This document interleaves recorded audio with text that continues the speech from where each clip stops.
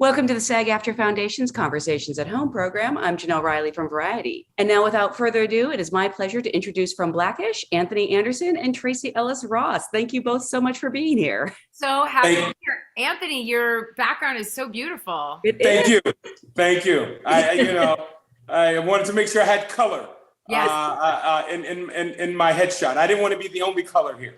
Where did he go? Oh, no. There was like a magic trick. It's out, I'm afraid. This is incredible. And you know, Anthony, it really brings out your tone. The tone. Thank you. Yeah, and the way your beard is glistening. It's just beautiful. Did it. Yeah. My arms are getting tired. Could we get on with the questions, please? Yeah, or you could put it down if you prefer. I'm going to hold this as long as I can. Okay. Well, this is an audience of your fellow SAG-AFTRA actors, so I actually always like to start by asking, how did you get your SAG card? What was the job that brought that magical piece of paper to you? Oh, Start with Anthony. wow. How did I get my SAG card? The Wayans brothers were very good friends of mine, or still good friends of mine to this day. And they had their show, the Wayans Brothers Show. And I went and did some background work on the show just to hang out with my buddies. And that's how I got that's how I was Taft-Hartley to get my SAG card, doing background work on the Wayans Brothers Show. And that's how it started for me. That's so cool. I didn't know that, Anthony. That's a fun story.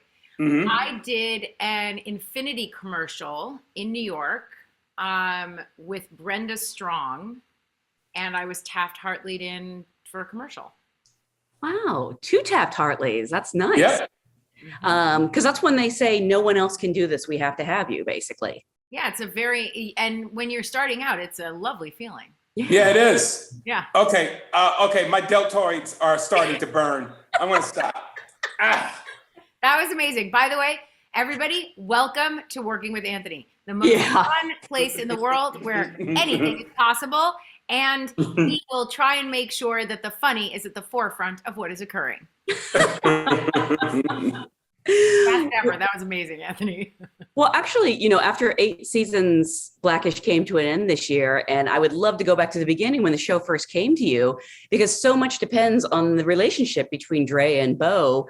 How did you two first meet? And was, the chemistry pretty instant, or did you take time to develop? Well, it's funny you should say that. Let's not talk about how we first met. We can talk about Blackish. Yeah. So, go, Anthony, go. No, okay. You sound like a bad date. No, we worked together. We hosted something together, and it didn't go well, and I didn't like Anthony. Well, first off, I'm going to say this. It went well. It went extremely well. Yes.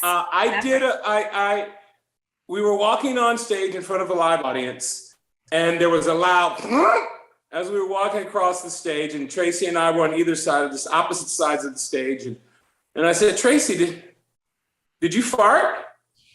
And she's, see, the audience loved it.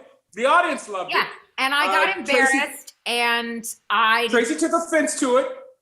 I didn't know what to do, and I wasn't as versed at sort of that at the time, and I got embarrassed, and I was like, who would do that to their co-host? Not funny. And I didn't think it was funny because I got embarrassed. Now, I have to say, if you would do it now, I probably would think it was funny. Yeah, and mind you, this was probably 15 years prior to us doing Blackish. Wow. And Tracee has had disdain, borderline hatred. And then shut up, Anthony. And then me for 15 years. We then had an interaction on a plane that had similar, look, if you don't know Anthony's personality, you can misunderstand it. True. And it's true. But Anthony is a love. He's a good guy, this one. And that's been my experience with him, okay? Except for those. So when except for that beginning. And so anyway, when I walked towards the audition, so I auditioned, Anthony was producing this show. I walk into the audition and I'm like, oh my God, here we go.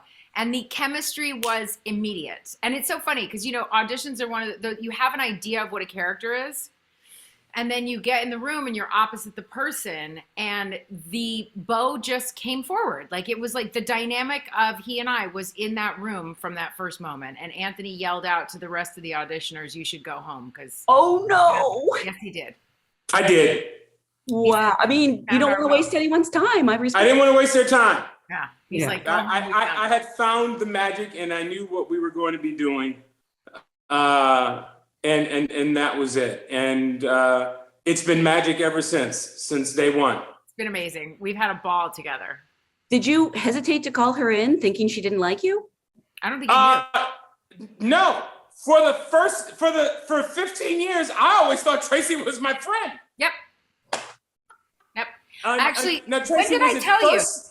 That's what I was about to ask. Was it first season or second season? It might have been second season. I waited all the way. Tracee brought in a picture. We were talking about us hosting the show, and she brought in a picture of us after the event. We hosted the Vibe Awards. This is how long ago it was.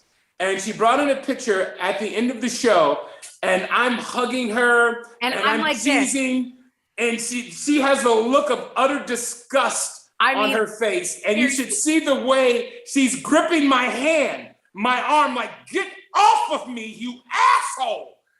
And I'm just cheesing in the picture. So for the last 15 years up until that moment, I always thought that Tracee and I had a great relationship. Yep. Until she brought that picture and told me how much she hated me for the last 15 years. Yeah, that's right. Well, maybe Tracee, I should ask you, did you hesitate going out for the role knowing Anthony was involved? No, I thought it was, the script was incredible. Kenya, I knew since Girlfriends, and I thought it was an important show. I loved the role. Kenya said it was written for me, but I've heard that before. Let me tell you something. I saw a breakdown once after Girlfriends that said Tracee Ellis Ross type, and they wouldn't see me. Ooh. What? Really? Swear to God. They were like, no, we're looking for your type. And I was like, but wouldn't it be perfect if it was me? So I have never, I don't believe that stuff until it happens. And no. And then the audition, honestly, I walked into that audition and I was like, oh, this is, it's here. Like it was more than on the page. It was between he and I, and the chemistry was there from the beginning. I mean, what do you do if the chemistry isn't there? I mean, I guess that's where acting comes in. Oh, there's many shows where that happens. We got really lucky. We made, we had good chemistry and we liked each other and worked really well together. I mean, in all the 8 years and 176 episodes, Anthony and I, we didn't have an argument. Really? Yeah. Wow, that's amazing. And one difficult moment that we were two adults that had a phone conversation and then just kept on. Wow. Yeah. I've heard you two joke about like, maybe you shouldn't be really close with your castmates. Like you'd never been to his house or. We've like, never been to each other's houses. We've never had a meal together one-on-one. We rarely talk on the phone. Actually, Anthony says it's because of time, because we were all so busy, but also Anthony, I remember in this last season that you picked up the phone and called me once. And I literally went like this, because we just, and I was like, hello? Everything okay? Like, oh yeah, hi. Well, Tracee always talks about we've never been to each other's houses. That's true. I've been past her house several times, unbeknownst to her. And then I think it was beknownst to her, and that's when the restraining order came from. I used to drive past her house all the time. All the time, yeah. That's why we're doing this on Zoom now, because you can't be in this. Get me close. He's back because he's been in New York working. And I was saying when we wrapped, we should finally go to dinner. He and I should go to dinner and like celebrate. I mean, we did good, Anthony. Yeah, we did. Good. I'm curious, actually, when you started out, what were you sort of hoping the show would accomplish? And has it even exceeded those expectations? Definitely exceeded those expectations. When Kenya and I sat down almost 10 years ago now, given the fact we developed and shot a pilot, we looked at the landscape of television and what was missing from it for viewers like us, he and myself included. And you know, we took a page from Norman Lear's book because we grew up on his shows, All in the Family, The Jeffersons, Good Times, peppered in with The Cosby Show and other shows like that. We just wanted to have a show or do a show that had unapologetic characters. You knew where you stood with them. A show that had social commentary and whatnot, that was speaking to the times and speaking for a community. And I think we did that. Not only did we do that, but we surpassed that in everything that we did with our show, from its authenticity and the stories that we were telling to everything. Yeah. I think Kenya said something really early on. He said, you know, you plant the seeds, but you really don't know what kind of tree you're going to turn into and if it will even turn into a tree. And I think if you do a show right, you let it become the tree. You don't sort of, you know, because once you put all the things in there, something special happens on its own. I think we accomplished what we set out to do, and we exceeded that. And I think a lot of it was, we had incredible writers for all 8 years. The idea, the DNA of the show that was developed and sort of created and visioned through Kenya and Anthony and Lawrence, then sort of took flight once the writer's room sort of convened, and all those incredible lives and stories that were filtering into our scripts. And then this cast and a group of really talented kids that have turned into seasoned vets, and then Jennifer and Lawrence and Anthony, you know, and Dion and, you know, the Office crew, the Council of Idiots that were over Stevens and Lido. And it just turned into something that was beyond our wildest dreams, I think. I don't know if, I mean, the show did such a good job of always being funny and entertaining, but also addressing these very real, sometimes tough topics. I'm curious how much you were involved in the conversations with Kenya and the writers over the years. Would you sometimes bring ideas to him as actors? Anthony, you're a producer, obviously, so I would think you had a lot of say. Yeah. You know, earlier on, you know, when, you know, we were sitting down developing and talking about what we wanted the show about and the stories that we wanted to tell, we just pulled from our lives. You know, that pilot episode was, you know, my son had come home and, you know, told me that he didn't feel black at 12 years old. And I was like, no, son, you're black. And, you know, it went into, well, Dad, okay. Well, why don't I feel like this? Why isn't this happening? I was like, well, this is your black experience, private school, living in the suburbs and whatnot. And he saw how young black men across this country, living in inner cities, the plight that they had, and it wasn't his. He looked at his family members, his cousins that still live in Compton and Watts, and that wasn't his experience. And I was like, well, that's their black experience. This is your black experience. And this doesn't make you any less black because this is your road. And at the end of that conversation, he turned to me and said, okay, Dad, I get it. For my 13th birthday, can I have a bar mitzvah? And, you know, I said, you really aren't black, are you? And, you know, I went on and threw him a bro mitzvah. And to this day, he's 22 years old. All of his Jewish friends say it's the best bar mitzvah that they've ever gone to. And, you know, just stories about, you know, the trappings of my success, being first generation successful as well as Kenya's. And that's what we pulled from in the early days. And then the cast of writers that Kenya assembled just took it from there and took flight. Yeah. And, you know, one of the things about our show is that there was a lot of dialogue.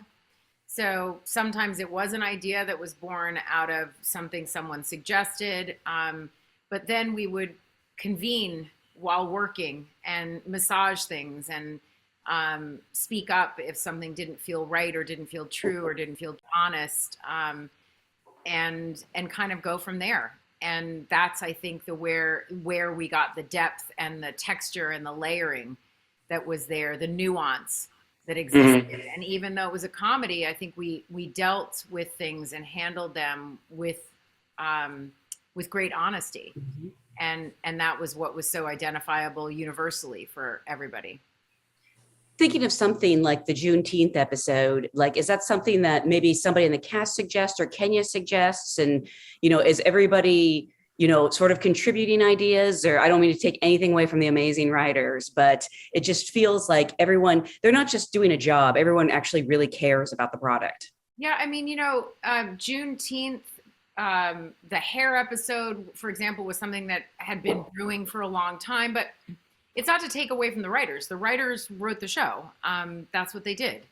But the nuance and the layering and all of that came from the team that was put together, and the actors were part of that. We would breathe life into those characters and sometimes realize something didn't feel honest, didn't feel true, didn't feel right, or something would be funnier that you would experience, when Anthony does his thing and then some sort of funny thing comes out of it that no one expected.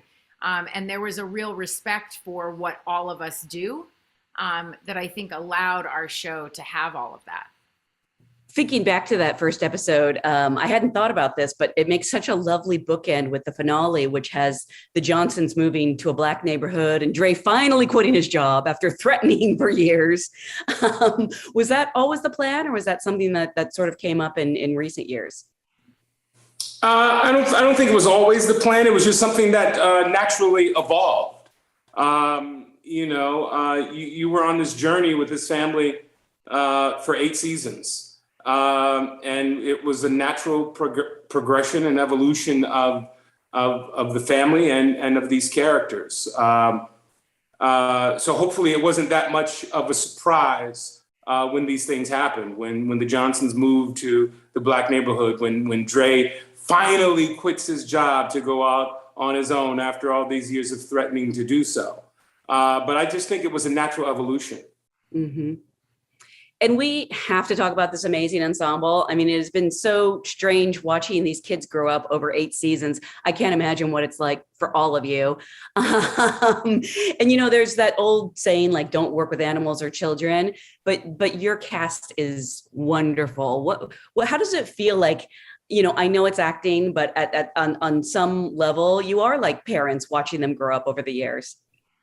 Felt amazing. I feel like it was the honor of my life to be a TV mom, and they came in as just the most talented group of kids and left as seasoned vets after all the episodes. I mean, we definitely got rid of our dog. We have no idea where the dog went.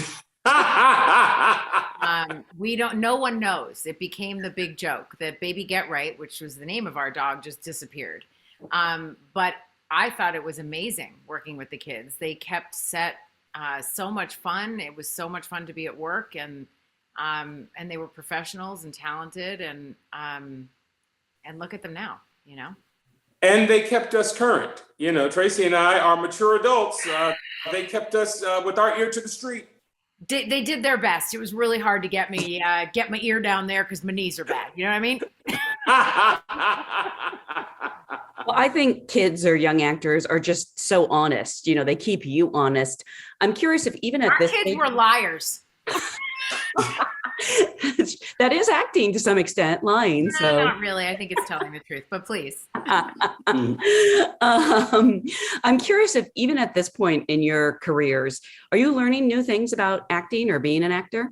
Oh gosh, yes. Yeah, every day. Yeah, that never ends. Yeah, it's a never-ending process about learning oneself. For me, just learning about who I am and the things that I feel I can and haven't done at that particular moment. How to accomplish those things, what my limits are, and how to push myself beyond those limits. Yeah. To find new things about myself to bring to the work. It's also interesting, when you are on a show for a long time and there's a particular rhythm and and ease to a certain extent. I mean, you know, we were blessed that the material on Blackish would stay challenging and interesting, and you couldn't dial it in. I mean, you had to be present. Mm-hmm. But at the same time, it was our show, it was our space, it was there was a comfort to it. And I just finished doing a movie, and every time I do another job outside of Blackish, I go, it's really good to know that I still am able to do what I do outside of my safe home that was Blackish, you know, that Right. I still have the ability to do a different character. Like the role I just did, the woman didn't smile once. I swear to God, she never smiled. And, you know, it's fun to remember what you can do, because you get, you know, it's a little scary when you're outside of that comfort zone. It's like when you first get to a new school, you know. But yeah, learning every day. Every director's different. Working with different actors changes dynamics, changes what you feel and how you feel you can play, and just, you know, it's different. The one thing that remains the same is I have a really good muscle for learning lines. Jealous. Anthony and I both have that same ability, and it really does take one of the aspects that used to be scary to me about acting out of the equation. Well, I want to get you guys on stage together. Then we can do a Virginia Woolf. I didn't say I could remember an entire play. I can remember a 3-page scene. I'm curious because, again, I know it's acting, but sometimes your body doesn't know the difference. And when you're playing a really challenging character, it can be hard on people. And I think it would be kind of fun to be Bo or Dre. Like, I think I would sort of like living in their skin. However, I do think about times like the season where they were separated, which was hard for me as a viewer because it went on a long time. It was hard for us as actors. I wondered about that.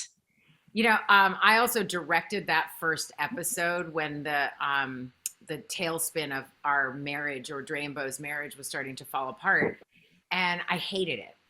I hated the feeling, because I had taken for granted that at the anchor for me as Bo was that Bo and Dre were on the same side.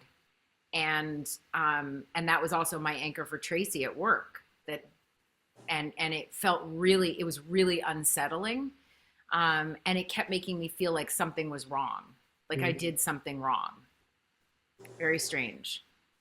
And it was strange for the audience. Yeah, you expected it to be resolved at the end of the week. And you were like, no, this is like real life. And this is going to take a while. You know, and I think that was the great thing about our shows, that, you know, we never really did wrap things up in 22 minutes.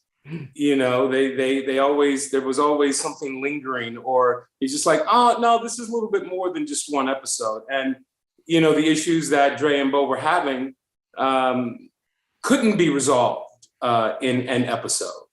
And yeah, it was very difficult for us to do, like, you know, those 3 to 4 weeks coming to work weren't as fun as they normally are. You know, and Tracee and I, you know, it was just crazy because Tracee and I would always sit back and interact with one another in between takes or whatnot. And if I remember correctly, Tracee, during these episodes, we really didn't do that that often. It was really uncomfortable. I did not. Yeah. Like it at all. And I will say that, I mean, I won't speak for you, Anthony, but I was not happy about it, and made my voice very clear that I did not think it was the right choice for this to be happening to Bo and Dre, and balked a lot. And I was proven wrong. I did think it turned out really well, but I think it was also that I was just so incredibly uncomfortable. Mm-hmm. Yeah. You might have just. Go ahead. Sorry. Oh no, you might have just answered this, but I was curious, what was the most challenging scene or storyline over these 8 seasons? Separation episodes, I would say, for me. Yeah. Because, you know, some of our heavier episodes were difficult, but they were challenging as actors in that really, you know, that delicious way that we as actors want to dive in. The postpartum episode, the Hope episode, even Juneteenth had some challenges in it, because we had a week of rehearsal, we had choreography, there was like a lot to it.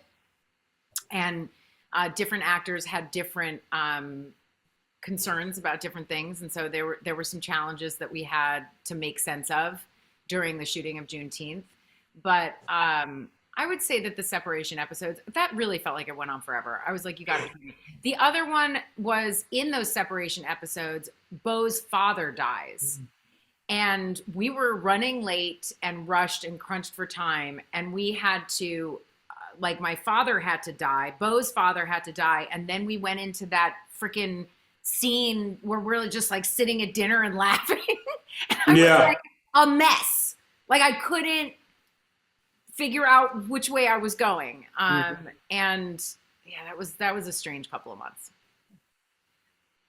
Speaking of parents on the show, Lawrence Fishburne and Jennifer Lewis are so wonderful at antagonizing your characters. For some reason, one of the things that stands out the most is when Beau finally told Ruby like she was done and Dre had to stand up for his wife. I just remember that so vividly. Is that, I don't want to imply that that's what they're really like in real life, but is it sort of fun, or can it be challenging to constantly have these people representing your parents picking at you? Well, they weren't like that off camera. That was the characters. Lawrence is hilarious because you got to be on your P's and Q's with Mr. Fishburne.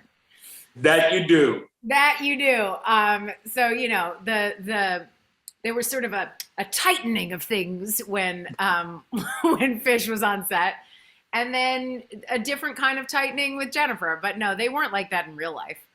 Good. I assumed. I was hoping nobody was getting too method. No, we didn't have any method acting. That was not our problem. So after 8 seasons came to an end, actually just last month in April, and I know you wrapped it probably late last year, I believe. No, I think. I don't remember. So at this point, you've had some distance. Are you still feeling a little sad, or are you just proud of all you've accomplished, or some combination of both? Well, you know, we wrapped our show back on November 19th. So there's been some distance now. Now, I always tell people, we had this conversation a few months ago, I would be a wreck. But, you know, I like to say that we're actually taking our victory lap and, you know, relishing in the moment of the success of our show and all the great things that we accomplished and the great stories that we told. And so I personally believe that's where we are right now, you know, just taking this victory lap, waving to everyone who supported us throughout the years and enjoying it as best we can with them. Yeah, I have moments of, you know, missing that feeling. I loved going to work. Even when I was tired, I just loved it. We had a great family and a great work environment. It was a fun place for everybody. And a lot of that is attributed to Anthony. He created a set that, you know, from the beginning, just knew everybody's name, and everybody has Anthony's phone number. And it gave us all the example that this was a place where we could all feel at home. And I will miss that, but I also bring that everywhere I go. And and I'm so proud of what we did. I'm proud of our work. I leave with joy. I leave with pride and so much gratitude. So many people don't get the opportunity to live in a character for this long. It's the second time I've done it, and it is a really special thing to be able to do, especially when a family and the crew is the same for so long. So I will always miss what we created, but I will also always hold it with me. And the good news is it's always there. I called it up on my DirecTV last night and got to watch a bunch of episodes. I haven't watched it on TV in a little while.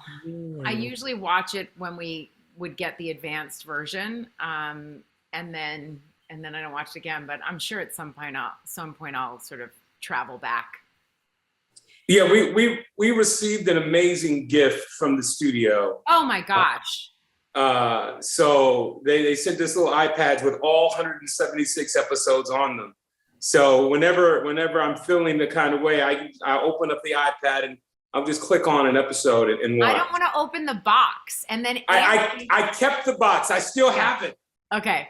It's Yeah. such a what a great gift. And then Anthony put together a picture book, a hardcover picture book of like all from the beginning, like not just our fancy pretty pictures, but like the on-set BTS pictures of just all of it. And so I have them sitting on my coffee table, and they're both together, and it's just like, Yeah.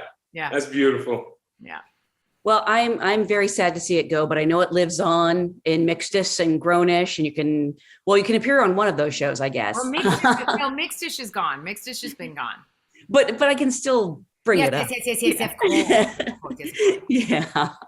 And I feel like maybe this isn't the end. Like you guys can come, we can visit this family maybe in 5 years or something. Sure. Just throwing it out there. Sure. We'll go on a road trip. But I want to thank you so much for 8 wonderful seasons, so much for being here today. And everyone watching at home, thank you so much for joining us. Thank you so much. Thank you for having us, and thank you for supporting us all these years.